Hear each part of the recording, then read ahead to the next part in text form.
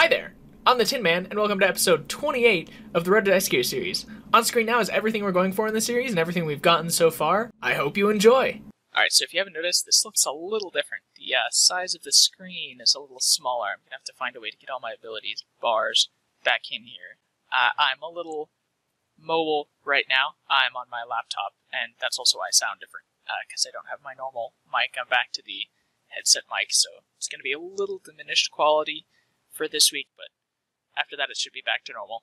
So just bear with me. I'm doing what I can.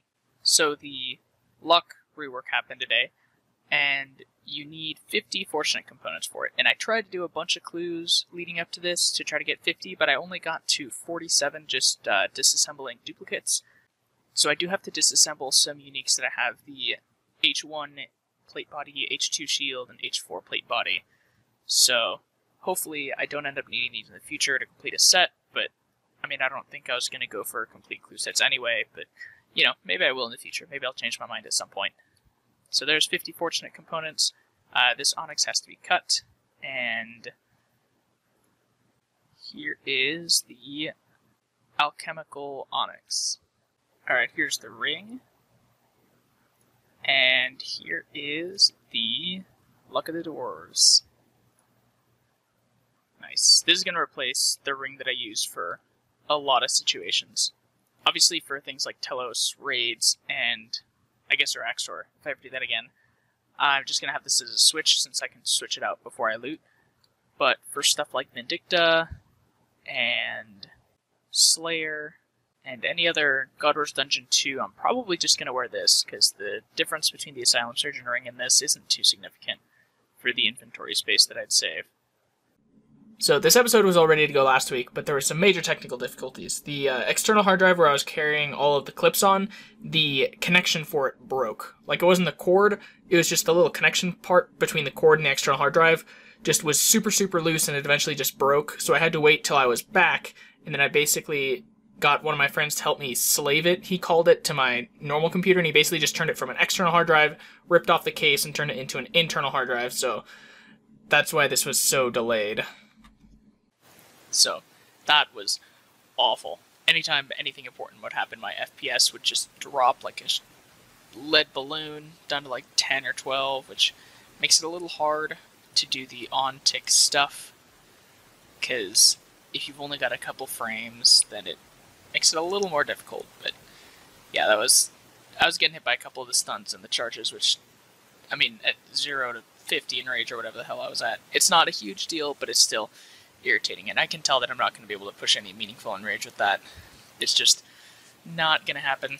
So I'm going to do something that I haven't done in a while that I know that I can do on this, that, you know, if I don't have the greatest internet and I can't do Telos, I may as well do regular necks, because I still haven't gotten those Pernix boots, so, and I do need to get those eventually.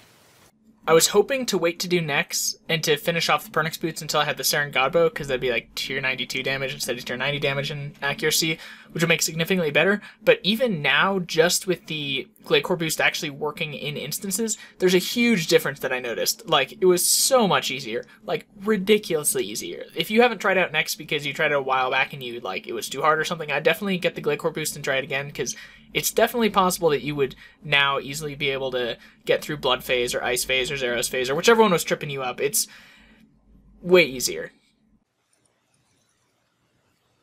Ooh, that's nice. That's a nice one. Some nice Zeros components there. This next drop, I missed getting the video for it, but because I was recording the video and the audio with two different programs, I actually still got the audio for it. So here's the audio and a dramatization of what the video would have looked like. Oh, wow. Okay. Not quite back to back, but nice. That's awesome.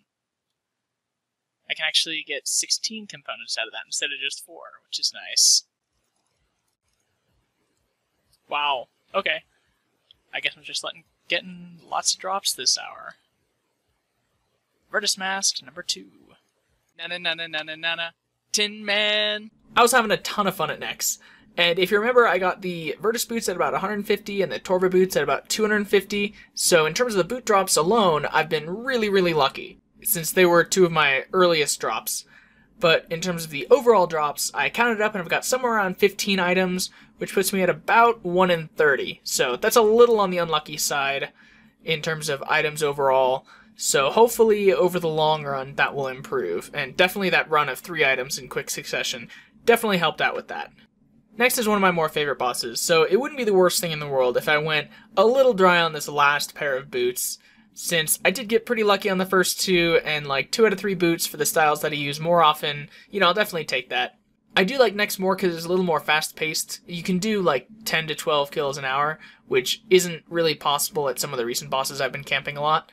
So it's definitely a nice change of pace to have that feeling of you gotta do the kill quick, and then you gotta teleport quick out and run back quick and do all these things super quickly to get as many kills per hour in as you can. And not having to use my Pantheon Aura at Telos, I could YOLO a bunch of kills, sign eventually, use the Pantheon Aura, still be totally fine, keep YOLOing, not worry about dying, so this was a particularly fun session of Nex. Nice. Nice. Well, there's the Toro plate body top. So now I've got the top and the bottom. And someone did remind me when I got the bottom that the mining smithing rework is probably going to need pieces of Torva, so I'm probably going to be able to use both of these in the future. So definitely going to keep these around. Not going to augment and disassemble them quite yet. I probably will end up doing it, because I'll probably be able to use Malevolent instead of Torva, and nothing is really set in stone for the mining smithing rework, but yeah, keeping these around for now. I did pick pretty much the perfect time to do Nex, because in addition to the Glycor boost actually working in instances that I mentioned earlier, the luck rework removed Rare Drop Table as the main drop and made it always be a secondary drop, which significantly buffs Nex's drops, because at least once or twice an hour, you would get some trash drop of noted U-logs or noted lobsters or molten glass or something else where you just look at it and you just be like, ugh, like that's just not good. But now that that's been replaced by actual good drops and all of those shitty noted drops are secondary drops, probably for main account, the money per hour for Nex went significantly up, since you can kill it faster and the drops are significantly better. Oh, that was a troll. But that's a really interesting drop. Effigy and an Elite Clue Scroll in the same drop. Huh. Maybe that's something from the ring, or maybe it's just, that was just, you know, a 1 in 100 times 1 in 100 kind of drop thing. Who knows? But, you know, neat either way. If you're wondering why I'm using a Yak instead of a Nihil for all of these kills, I could use a Nihil if I wanted to, but I use a Yak so I can actually get all of the Brews and Restores for when it drops like 50 billion of them. Please, Jagex, make it noted. That would make this so much easier. But if I use the Nihil, I'd only be able to pick up like 10, maybe, if that. So using a Yak definitely increases the amount of Brews and Restores I get by a ton. And I know that some people have some kind of strategy where they like use a Nihil and then bring a Yak pouch, and then if they get a Brew Restore drop, then they dismiss the Nihil and use the Yak. But I get Brews and Restores way too often for that to actually be worth it. I would end up needing dozens and dozens of Nihils just for a couple hours. I did camp Nex a lot. Like, a lot. But I didn't camp to the point where I was using bad auras on it. I mean, bad meaning like dark magic. I did always have either Sharpshooter or Reckless on, unless, like, I loaded my preset with the wrong one, and the one in my preset was on cooldown, and I meant to switch it, but I didn't actually, so, I mean, I did do a few non-aura kills at the beginning of hours, because I just couldn't be asked teleporting back to max guild, and using another frozen key charge, and I was just like, I'll just do an off-aura kill. But other than that, I did stick to auras. I didn't, like, use Equilibrium or Dark Magic to do more kills. I'm not that desperate to get Nex done that quickly. Oh, wow. Nice. Nice. That's awesome. Well, I had like the second kill of the hour, I think. I, can't use my range wars at Nex all day, so I thought I'd give Vindicta and Gorvek a chance. And I've been doing a challenge mode when I've got Brawler up, so... and Dark Magic when I don't, so... nice to see it's paid off. I think I need 2 more drops from Vindicta, and then I'm all done. Oh my gosh. Another Zerite bow. That's awesome. Alright. Gotta figure out what to do with this one. I'm probably gonna augment it and disassemble it, but you know, you never know. I'm just gonna keep it around for now, I think. Not do anything to it too soon. Believe it or not, I was going on 1 or 2 Vindicta trips in between all of these next trips. It's just that my Vindicta luck has been a little subpar recently. You know, I had that couple hundred dry streak, and then I got a drop, and then this recent drop was preceded by another couple hundred dry streak. So, I mean, hopefully it doesn't take me another, like, 2,000 Vindicta kills to get the last couple lances, because I have literally everything else from that boss, except for, you know, those last 2 drops that I need. I have heard horror stories of some Ironmen going hundreds and hundreds and hundreds dry for their very first lance.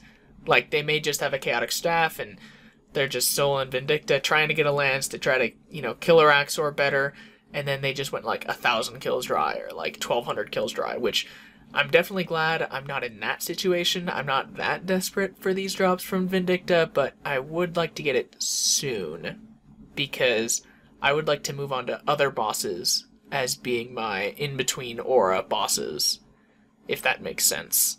Unfortunately, as evidenced by this episode, my next luck isn't much better.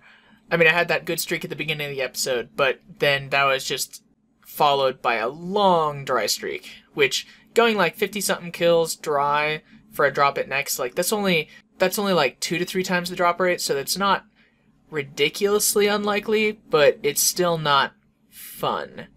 At least I get a ton of brews out of next. That's always a positive. Wait, how old is that picture post you just posted? I have no idea. Nice. I love it. Roll the dice.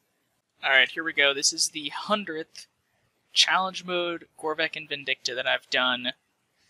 So, yep, nothing. So the only challenge mode drop that I got was the lance from a while ago, and then I did get one recently that was on regular mode between when I was doing the challenge mode. So just got the one drop, but I'm now at the 100 KC, so that's nice.